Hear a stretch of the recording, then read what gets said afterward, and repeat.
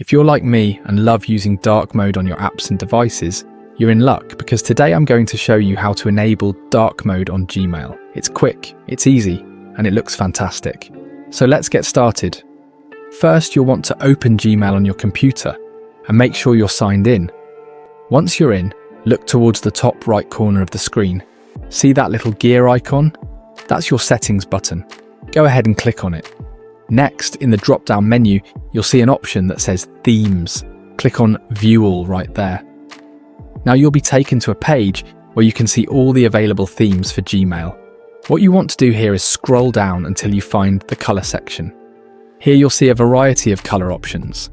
Look for the black one, which represents dark mode.